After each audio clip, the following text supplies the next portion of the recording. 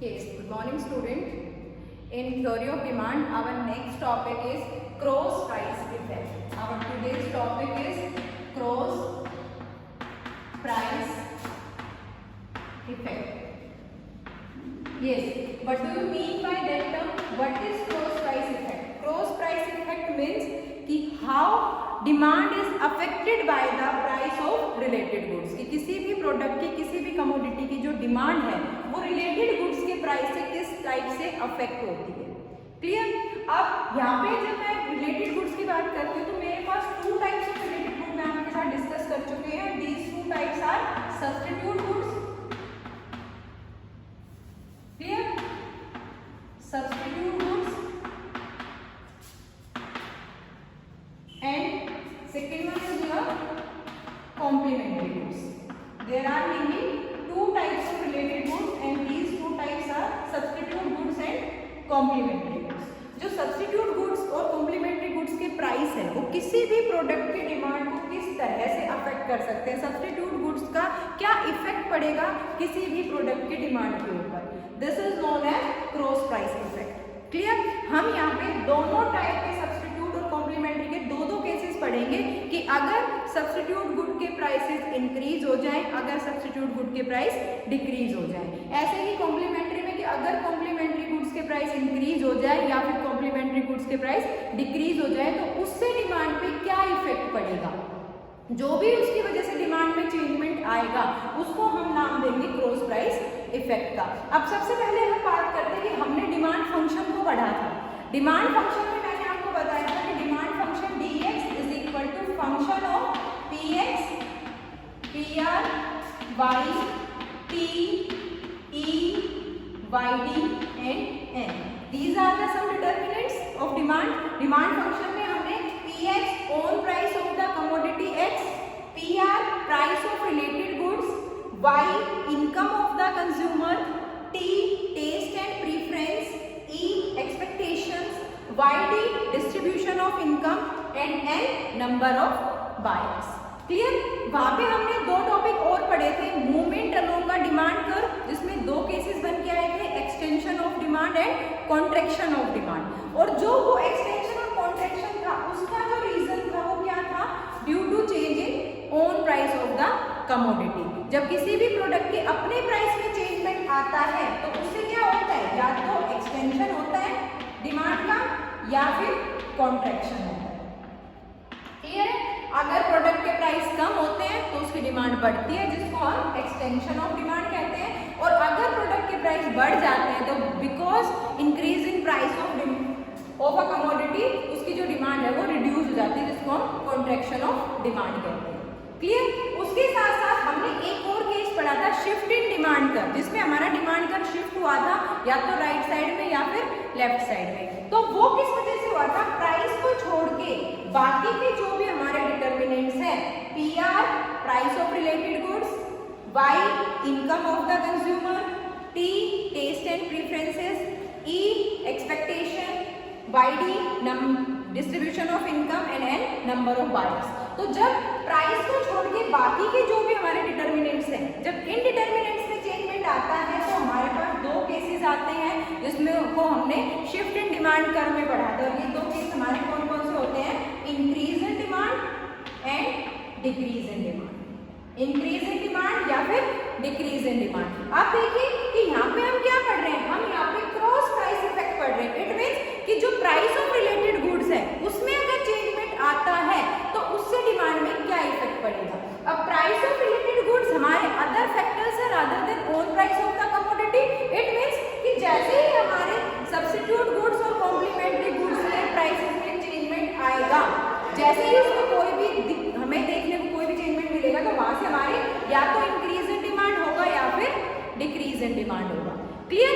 It means यहाँ से हमारे पास एक्सटेंशन कॉन्ट्रैक्शन की सिचुएशन नहीं आएगी. यहाँ पे हमारे पास या तो इंक्रीज इन डिमांड होगा या फिर डिक्रीज इन डिमांड होगा. इट मीन्स कि यहाँ पे हमारे अपने डिमांड कर्व को शिफ्ट करना है, या तो राइट वर्ड शिफ्ट करना है या फिर लेफ्ट वर्ड शिफ्ट करना है. Clear. Let's start our topic. First one is substitute effect. हम सब्स्टिट्यूट गुड के इफेक्ट पढ़ेंगे. यहाँ पे हम दो केसेस के बारे में पढ़ेंगे. सब्स्टिट्यूट गुड्स का इफेक्ट कैसा था, पॉजिटिव इफेक्ट था. पॉजिटिव इफेक्ट मतलब कि अगर सब्स्टिट्यूट गुड के प्राइस बढ़ते हैं तो प्रोडक्ट की डिमांड भी बढ़ती है, और अगर सब्स्टिट्यूट गुड के प्राइस घटते हैं तो प्रोडक्ट की डिमांड भी घटती है। लाइक मैंने आपको बताया था कि हम किसी भी दो ऐसे सब्स्टिट्यूट गुड्स कौन से होते हैं, ऐसे गुड्स जो सिमिलर यूज वाले होते हैं, जिनमें अगर एक की जगह दूसरे को रिप्लेस कर दिया जाता है तो सेटिस्फेक्शन लेवल पे कोई भी इफेक्ट नहीं आता है। वो क्या होता है, हमारे सब्स्टिट्यूट गुड्स। और सब्स्टिट्यूट गुड्स के साथ हमेशा पॉजिटिव रिलेशन होता है किसी भी प्रोडक्ट की डिमांड का। इट मीन्स कि सब्स्टिट्यूट गुड, मैंने आपको बताया था कि पेप्सी एंड कोक, मैं मार्केट में गई हूँ, मुझे पेप्सी परचेज करनी है, क्लियर है, मुझे पेप्सी परचेज करनी है और मैं पेप्सी की डिमांड पे कोक के प्राइस का क्या इफेक्ट पड़े, क्योंकि दोनों सिमिलर चीजें, अगर मैं दोनों चीजों को कंज्यूम करती हूँ तो मेरा सेटिस्फेक्शन लेवल सेम रहना है। तो मैं जब वहां जाके देखती हूँ तो मुझे लग रहा है कि कोक के प्राइसेस कम हो गए, कोक के प्राइस अगर कम हुए हैं तो इसका मतलब कि अब मैं पेप्सी लेने गई हूँ तो मैं क्या खरीदूंगी, मैं कोक खरीदूंगी और पेप्सी की डिमांड क्या हो जाएगी, कम हो जाएगी।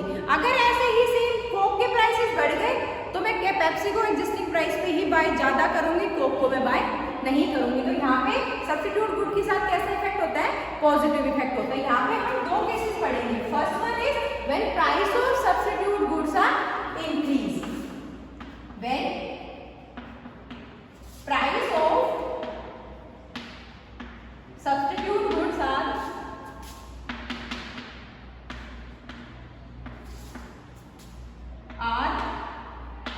इंक्रीज, कि अगर सब्स्टिट्यूट गुड के प्राइसेस बढ़ते हैं, अगर सब्स्टिट्यूट गुड महंगा होता है तो जैसे ही सब्स्टिट्यूट गुड के प्राइस बढ़ते हैं, जैसे ही सब्स्टिट्यूट गुड महंगा होता है तो उस कंडीशन में जो प्रोडक्ट है उसकी डिमांड भी क्या हो जाती है, इंक्रीज हो जाती है। क्लियर? जैसे मैंने आपको बताया कि यहाँ पे हमारे पास दो प्रोडक्ट हैं जो हमारे सेम क्वालिटी के हैं, सॉरी सेम हमारे सब्स्टिट्यूट है एक दूसरे को, अगर हम एक दूसरे की जगह उनको रिप्लेस करते हैं तो सेटिस्फेक्शन पे कोई भी इफेक्ट नहीं होता है। तो अगर सब्स्टिट्यूट महंगा हो जाता है तो सब्स्टिट्यूट महंगा होते ही जो हमारा एग्जिस्टिंग प्रोडक्ट डिमांड में है, जिस भी प्रोडक्ट की हम लगातार डिमांड कर रहे हैं उस प्रोडक्ट की डिमांड और ज्यादा इंक्रीज हो जाएगी, क्योंकि हम सब्स्टिट्यूट की तरफ शिफ्ट नहीं जाएंगे, हम अपने ही प्रोडक्ट को कंटिन्यू रखेंगे और उसी की डिमांड को हम बढ़ाएंगे, ना कि हम सब्स्टिट्यूट पे शिफ्ट होंगे। तो अगर सब्स्टिट्यूट गुड के प्राइस इंक्रीज होते हैं तो ऐसे में प्रोडक्ट की डिमांड भी क्या होती है, इंक्रीज होती है। और जब डिमांड इंक्रीज होती है तो उस कंडीशन में जो डिमांड कर्व है वो हमारा कहाँ पे शिफ्ट होता है, राइट साइड में। किधर शिफ्ट होता है, राइट साइड में। हमें क्या करना है, यहाँ पे अपनी जो डिमांड है उसको हमें कहाँ शिफ्ट करना है, राइट में शिफ्ट करना है। राइट? सबसे पहली बात ये कि जब इंक्रीज और डिक्रीज की कंडीशन आती है तो उसमें प्राइस कैसे रहते हैं, कांस्टेंट रहते हैं, बिना प्राइस में चेंजमेंट की डिमांड या तो बढ़ती है या फिर घटती है। अगर प्राइस के चेंजमेंट के बिना डिमांड बढ़ती है तो उसको हम इंक्रीज इन डिमांड कहते हैं, और बिना प्राइस के चेंजमेंट से अगर डिमांड घटती है तो उसको हम डिक्रीज इन डिमांड कहते हैं। क्लियर? तो इसमें प्राइस क्या रहेंगे, कांस्टेंट रहेंगे, प्राइस में कोई भी चेंजमेंट नहीं आएगा। जो एग्जिस्टिंग डिमांड थी वो मेरी ये थी, ये मैं एग्जिस्टिंग डिमांड कर रहा हूँ, ये मेरी एग्जिस्टिंग क्वांटिटी। जैसे ही सब्स्टिट्यूट गुड के प्राइस इंक्रीज हुए तो सब्स्टिट्यूट गुड के प्राइस इंक्रीज होते ही हमारा जो एग्जिस्टिंग डिमांडेड प्रोडक्ट था उसकी डिमांड और क्या हो जाएगी, इंक्रीज हो जाएगी। और जैसे ही डिमांड इंक्रीज होती है तो डिमांड का किधर शिफ्ट होता है, राइट में शिफ्ट होता है। मैंने आपको बताया था कि जहां भी इंक्रीज का कॉन्सेप्ट आता है तो वहां पे आपको कर्व राइट में शिफ्ट करना है, चाहे वो आपका डिमांड कर्व है या फिर वो आपका सप्लाई कर्व है। क्लियर? तो जैसे ही हम इसको शिफ्ट करेंगे तो हमारा नया demand curve D1 D2, clear? And this is your new quantity Q1। This is your cross price effect, कि अगर सब्स्टिट्यूट गुड के प्राइस इंक्रीज होते हैं तो उस केस में डिमांड भी इंक्रीज होती है, and because demand is increases our demand का shift in right word side. जैसे ही डिमांड का राइट साइड में शिफ्ट होगा तो ये किसको शो करेगा, इंक्रीज इन डिमांड। और इंक्रीज इन डिमांड कब हुआ है, जब सब्स्टिट्यूट गुड के प्राइसेस इंक्रीज हुए। Clear? Then come to the second case. Second case is when price of substitute goods are, when price of substitute goods are decrease. अगर substitute goods के price decrease होते हैं तो मैं आपको शुरू से कह रही हूँ कि सब्स्टिट्यूट गुड के साथ पॉजिटिव इफेक्ट होता है। तो अगर सब्स्टिट्यूट गुड के प्राइस डिक्रीज हुए हैं तो उसकी वजह से जो प्रोडक्ट है उसकी डिमांड भी क्या होगी, डिक्रीज होगी। और जैसे ही प्रोडक्ट की डिमांड डिक्रीज होगी तो डिमांड कर्व किधर शिफ्ट होता है, लेफ्ट में शिफ्ट होता है। क्लियर? लाइक यहाँ पे ये हमारा सेम एक्स एक्सिस है, इसमें हम क्वांटिटी को शो करेंगे, quantity demanded, then on OY axis we show price, price constant रहेंगे। ये मेरा एग्जिस्टिंग डिमांड कर्व, अभी जो प्रेजेंट का मेरा डिमांड कर्व है वो है। अब चेंजमेंट क्या आया कि जो सब्स्टिट्यूट गुड्स है उनके प्राइसेस डिक्रीज हो गए। जैसे ही सब्स्टिट्यूट गुड सस्ता हुआ, जैसे ही कोक सस्ती हुई, मैं मार्केट में पेप्सी खरीदने गई थी, जैसे ही मुझे पता चला कि उसका सब्स्टिट्यूट कोक सस्ता हो गया है, तो मैंने पेप्सी को लीव कर दिया और मैं किसकी तरफ शिफ्ट हो गई, कोक की तरफ शिफ्ट हो गई, जिससे पेप्सी की डिमांड क्या हो गई, रिड्यूस हो गई, कम हो गई। और जैसे ही पेप्सी की डिमांड रिड्यूस होती है तो डिमांड कर्व किधर शिफ्ट हुआ, लेफ्ट में शिफ्ट हो गया, क्योंकि इसको शो कर रहा है डिक्रीज इन डिमांड को शो कर रहा है। क्लियर? जैसे ही हम पहले OQ क्वांटिटी को बाय करते थे, अब हम किसको करेंगे, OQ1 को, जो क्वांटिटी डिमांडेड है वो भी मेरी क्या हो गई, रिड्यूस हो गई। This is your cross price effect, effect of substitute goods prices on an demand of a commodity. Clear? ये हमारा सब्स्टिट्यूट गुड का इफेक्ट है। Now comes to the next topic. Next topic is cross price effect में हमारे two types of related goods होते हैं। ये तो आपका सब्स्टिट्यूट गुड्स था, सेकंड क्या है आपका कॉम्प्लीमेंट्री गुड्स। ये जो कॉम्प्लीमेंट्री गुड है उसके प्राइस कैसे इफेक्ट करते हैं। कॉम्प्लीमेंट्री गुड्स कौन से होते हैं, जो एक दूसरे को कंप्लीट करते हैं। अगर कॉम्प्लीमेंट्री गुड ना हो तो दूसरा जो प्रोडक्ट है, जो मेन प्रोडक्ट है, वो यूजलेस हो जाता है। Like fan, electricity. फैन तो घर में लगा रखे हैं बट इलेक्ट्रिसिटी सप्लाई नहीं है, तो अगर इलेक्ट्रिसिटी नहीं है तो उसके बिना फैन जो है वो क्या है, आपके यूजलेस है। तो फैन के लिए जो कॉम्प्लीमेंट्री गुड है वो क्या है, इलेक्ट्रिसिटी है। तो सेकेंड हमारा जो रिलेटेड गुड्स है वो कौन सा है आपका, कॉम्प्लीमेंट्री गुड्स। अब कॉम्प्लीमेंट्री गुड्स के जो प्राइसेस होते हैं वो किस टाइप से डिमांड को इफेक्ट करते हैं, ये हमारा क्रॉस प्राइस इफेक्ट का सेकंड टॉपिक है। जो कॉम्प्लीमेंट्री गुड्स होते हैं उसके साथ डिमांड का एक नेगेटिव लिंकअप होता है। अगर पेट्रोल के प्राइसेस बढ़ते हैं, पेट्रोल अगर महंगा होता है तो पेट्रोल के महंगे होने से जो पेट्रोल की गाड़ियां हैं, जो पेट्रोल से चलने वाली गाड़ियां, उनकी डिमांड क्या हो जाएगी, कम हो जाएगी। और अगर पेट्रोल हमारा सस्ता होता है तो उस गाड़ियों की डिमांड बढ़ जाएगी। तो यहाँ पे नेगेटिव इफेक्ट मिलता है। सेम सब्स्टिट्यूट गुड की तरह यहाँ पे हमारे पास दो केस आते हैं। First one is when price of complementary goods are increases, कि अगर कॉम्प्लीमेंट्री गुड्स के प्राइस इंक्रीज हो रहे हैं, तो पेट्रोल के दाम बढ़ रहे हैं, तो पेट्रोल के दाम बढ़ेंगे तो गाड़ियों की डिमांड, पेट्रोल वाली जो गाड़ियों की डिमांड क्या हो जाएगी, कम हो जाएगी। और जैसे ही गाड़ियों की डिमांड कम होगी तो जो हमारा डिमांड करो किधर शिफ्ट होगा, लेफ्ट साइड में। क्लियर? यहाँ पे जब हम इफेक्ट दिखाएंगे तो ये आपका एक्स एक्सिस सेम, यहाँ पे हमें क्वांटिटी को शो करना है, वाई एक्सिस पे हम प्राइस को शो करेंगे। इंक्रीज और डिक्रीज की कंडीशन में प्राइसेस रिमेन कांस्टेंट। ये मेरा फर्स्ट जो हमारा एग्जिस्टिंग स्टार्टिंग का प्रेजेंट टाइम का जो डिमांड कर्व था वो है। अब बदलाव क्या आ गया, कॉम्प्लीमेंट्री गुड महंगा हो गया, पेट्रोल महंगा हो गया। पहले हम OQ गाड़ियां खरीदते थे पेट्रोल वाली, अब जैसे ही पेट्रोल महंगा हुआ तो पेट्रोल की गाड़ियों की डिमांड क्या हो गई, कम हो गई। अब लोग डीजल की गाड़ियों की तरफ शिफ्ट होने लग गए। तो उससे जैसे ही डिमांड कम हुई, डिमांड कम किधर शिफ्ट होगा, हमारा लेफ्ट साइड, D1 एंड नई क्वांटिटी क्या हो गई, OQ1, जो हमारी क्या दिखा रही है, रिडक्शन इन डिमांड को शो कर रही है। Clear? This is your when price of complementary good are increases. Next one is second case, when price of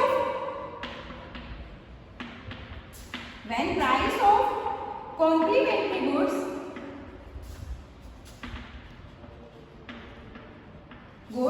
are decreasing. जैसे कॉम्प्लीमेंट्री गुड्स के प्राइस डिक्रीज होते हैं, पेट्रोल सस्ता हो गया तो पेट्रोल वाली गाड़ियों की डिमांड भी क्या हो जाएगी, बढ़ जाएगी। तो जैसे ही हमारी डिमांड बढ़ती है तो डिमांड के बढ़ने से जो डिमांड का वो किधर शिफ्ट होता है, राइट साइड में शिफ्ट होता है। ये आपके प्राइस हो गए, प्राइस रिमेन्स कांस्टेंट, प्राइस पे कोई भी इफेक्ट नहीं पड़ेगा। पहले मेरी डिमांड ये थी, OQ बाय करती थी, बट जैसे ही पेट्रोल सस्ता हुआ तो मेरी डिमांड क्या हो जाएगी, इंक्रीज हो जाएगी। और मेरा जो नया डिमांड कर वो कौन सा बनेगा, D' and this is our new quantity Q1, जो किसको शो कर रही है, इंक्रीज इन डिमांड को शो कर रही है। Clear? This is all over about your cross price effect. Now clear? Now comes to the next topic. Next topic is income effect. Income effect का मतलब क्या होगा? कंज्यूमर की जो इनकम है वो किसी भी प्रोडक्ट की डिमांड को किस तरह से इफेक्ट कर सकती है. अब कंज्यूमर की इनकम कौन सा फैक्टर है? On price of the commodity तो है नहीं, उसको छोड़ के बाकी के फैक्टर्स में आता है Y, income of the consumer. तो वहां पे कौन सी कंडीशन अराइज होगी? इंक्रीज इन डिमांड या फिर decrease in demand. Clear? Our topic is income effect. अब इनकम इफेक्ट कैसा होता है? डिमांड के साथ इनकम का कैसा लिंक होता है? पॉजिटिव लिंक होता है. अगर किसी भी कंज्यूमर की इनकम बढ़ती है तो उसकी डिमांड भी बढ़ती है, और इनकम घटती है तो उसकी डिमांड भी घटती है. तो यहाँ पे भी सेम हमें दो केसेस दिखाने हैं कि अगर इनकम बढ़ गई. First one is increase in income.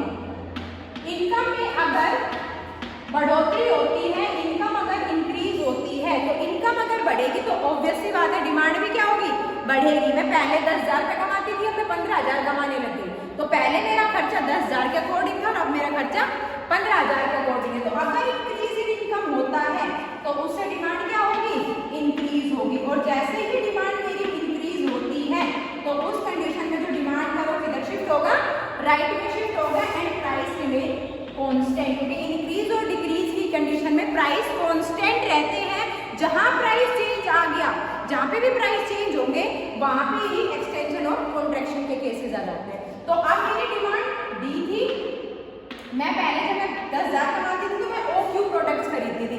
अब मेरी सैलरी बढ़ गई, अब मुझे 15,000 रुपये मिलते हैं. तो जैसे ही मेरी सैलरी बढ़ी तो मेरी डिमांड भी क्या हो गई? इंक्रीज हो गई. और अब मेरी जो डिमांड है वो कहाँ पहुंच गई? डी डैश में पहुंच गई और डिमांड बढ़ के मेरी OQ 1 हो गई. This is your increase in income. On the other hand, just opposite is the second case when decrease in demand. Decrease in demand की अगर डिमांड डिक्रीज होती है तो डिमांड के डिक्रीज होने से क्या इफेक्ट पड़ेगा? जैसे ही डिमांड डिक्रीज हुई तो सॉरी इनकम डिक्रीज हुई तो डिमांड भी क्या हो जाएगी? डिक्रीज हो जाएगी. जैसे ही मेरी इनकम किसी भी कंज्यूमर की इनकम डिक्रीज होती है तो कंज्यूमर की इनकम डिक्रीज होते ही उसकी डिमांड भी क्या हो जाती है? डिक्रीज हो जाती है. और जब भी डिमांड डिक्रीज होती है डिमांड कर्व किधर शिफ्ट होता है? लेफ्ट में शिफ्ट होता है. डिक्रीज इन इनकम में डिमांड कर्व हमेशा किधर शिफ्ट होगा? लेफ्ट साइड में शिफ्ट होगा. ये प्राइस हो गए, प्राइस रिमेन कांस्टेंट. ये मेरा पुराना डिमांड कर्व था, ये मेरी पुरानी क्वांटिटी थी. अब बदलाव को दिखाते हैं. मेरी इनकम कम हो गई, इनकम कम हो गई तो मेरी डिमांड भी क्या हो जाएगी? कम हो जाएगी. और ये आ गई मेरी नई demand Q1. Demand will be decreases. Clear? This is your income effect कि इनकम किसी भी प्रोडक्ट की डिमांड को किस तरह से इफेक्ट करती है. Clear? Now next one is expectations. कि एक्सपेक्टेशंस किस तरह से डिमांड को इफेक्ट करती है. एक्सपेक्टेशन दो टाइप की होती है, फेवरेबल और अनफेवरेबल. फेवरेबल में अगर मेरी फ्यूचर एक्सपेक्टेशंस फेवरेबल है, मुझे लग रहा है कि दिवाली पे कोई भी प्रोडक्ट हमारा सस्ता होने वाला है, मैंने ऐसा एक्सपेक्ट किया कि दिवाली पे मैं एक इलेक्ट्रॉनिक आइटम लेने वाली हूँ, वॉशिंग मशीन लेने वाली हूँ और दिवाली पे वो जो आइटम है वो सस्ता हो जाएगा. जैसे ही दिवाली पे वो आइटम सस्ता होने की न्यूज़ मुझे मिली तो मैं उसकी डिमांड अब क्या कर दूंगी? कम कर दूंगी. क्योंकि मुझे वो कब परचेज करना है? दिवाली पे. दिवाली पे मुझे वो बेनिफिट देके जाएगा. और अगर अनफेवरेबल फ्यूचर सिचुएशंस है तो उस कंडीशन में मैं तब नहीं खरीद के मैं आज ही उसकी डिमांड करूंगी. क्लियर है? तो इट मीन्स कि अगर एक्सपेक्टेशन जो है वो अगर फेवरेबल है तो डिमांड क्या होगी? डिक्रीज होगी. क्लियर? और अगर फ्यूचर एक्सपेक्टेशन अनफेवरेबल है, अगर मुझे लग रहा है कि फ्यूचर में वो चीज मुझे बेनिफिट नहीं देगा तो उस कंडीशन में डिमांड क्या होगी? इंक्रीज होगी. और जब डिमांड डिक्रीज होगी तो डिमांड का कहाँ शिफ्ट होगा? लेफ्ट में शिफ्ट होगा. और अगर डिमांड जो है वो बढ़ेगी तो वो कहाँ शिफ्ट होगा? राइट में शिफ्ट होगा. Clear? Like this is your X axis, we show quantity, this is your Y axis, price. Clear? Prices remain constant. ये आपका एग्जिस्टिंग डिमांड का है. तो सबसे पहले ये आपकी एग्जिस्टिंग क्वांटिटी हो गई. Favourable future conditions favourable. Future condition अगर फेवरेबल है तो उसकी डिमांड क्या होगी? डिक्रीज होगी. क्योंकि हम बाइंग कब करेंगे? फ्यूचर में करेंगे जब D1 और नई क्वांटिटी रिड्यूस होकर कितनी हो गई, Q1 हो गई. This is the case in favourable expectation. Favourable expectations clear. अगर अनफेवरेबल है, दिवाली पे वो महंगी हो जाएगी तो मैं आज ही सस्ते में खरीद लूंगी, तो उससे मेरी डिमांड क्या हो जाएगी, इंक्रीज हो जाएगी और नया डिमांड का D2. This is your new quantity जो इंक्रीज होती है, शो हो रही है. और ये केस हमारा कब होता है, when future expectations are unfavourable. जब फ्यूचर एक्सपेक्टेशन हमारी अनफेवरेबल होती है. Clear. This is your relation with expectation. ये किसी भी प्रोडक्ट की डिमांड का एक्सपेक्टेशन के साथ क्या रिलेशनशिप होता है, ये आपका वो टॉपिक. अगर फेवरेबल एक्सपेक्टेशंस होती है तो डिमांड कम होगी और अगर अनफेवरेबल एक्सपेक्टेशन होती है तो डिमांड हमेशा इंक्रीज होगी. Clear? This is all over about your theory of demand. We will discuss our next chapter in our next class. Thank you so much.